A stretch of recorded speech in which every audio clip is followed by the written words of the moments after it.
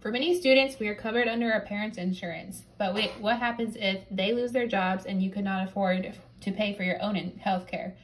You would be left vulnerable and at risk for becoming in debt if anything ever went wrong. The scariest part after being hospitalized could be the bills that pile up from the expenses.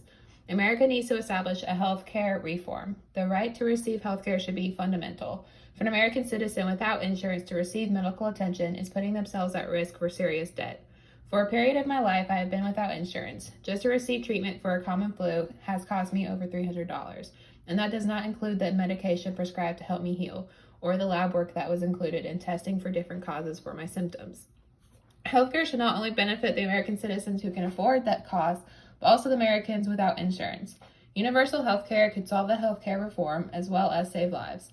Today I want to discuss the cost of healthcare and how it affects the uninsured, how universal healthcare will help the American citizens, and how it will promote the health and well-being of human lives, which is something that God values according to Scripture. Let's start with the average cost of healthcare and the effects it has on the uninsured. The U.S. is among a few countries in the world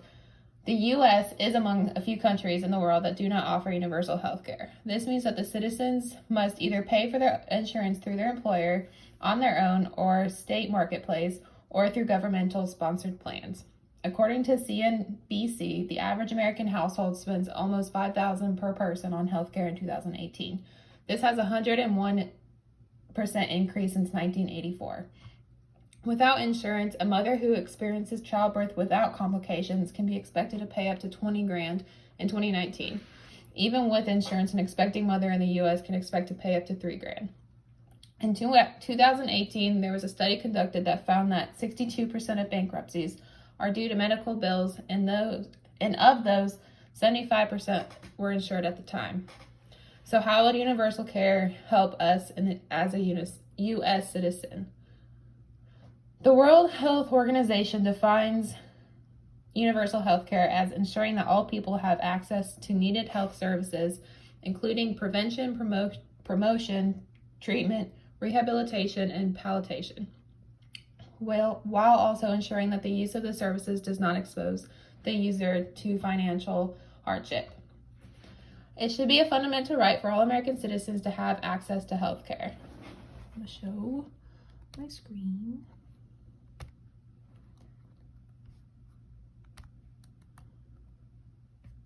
Okay. So in 2019, 8% of the population was without health insurance at any point in the year. This number may seem small, but in retrospect, that is 26.1 million citizens without insurance. And then, go away. Oh my gosh. Okay. And then this graph shows that the demographic of those without insurance also plays a part. The highest percentage of people without insurance are the Hispanic race, below 100% of poverty in the income to poverty ratio, and the ones that are not married. Universal health care can not only help the citizens in our country who are in poverty or cannot afford it, but arguably the U.S. economy. It was calculated that based on the U.S. currency in 2017, universal health care would be likely to lead to a 13% savings in national health care expenditure, which is an equivalent to the U.S. dollar of $450 billion annually. Now,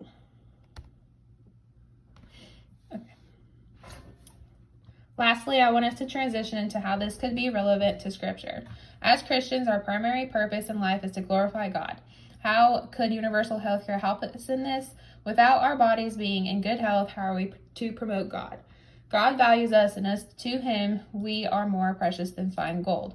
Our health and well-being plays a part into this. We are equally created in God's blood. One man is not greater than the other, and this relates to universal health care because all U.S. citizens could be able to receive health care and wouldn't have to choose between becoming bankrupt or getting the medical attention they are in need of. To conclude our topic of universal health care, I want to reinstate the importance of how it could improve our lives as a U.S. citizen.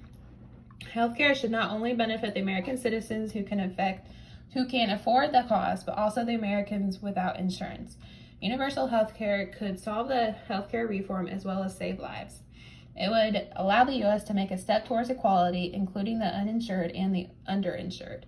The citizens of our country who are uninsured as well as insured have to worry about possible bankruptcy for a hospital stay. Universal health care can help us not only as individuals, but the economy of our country. Universal health care will also glorify God as well as promote the well-being of humans' lives.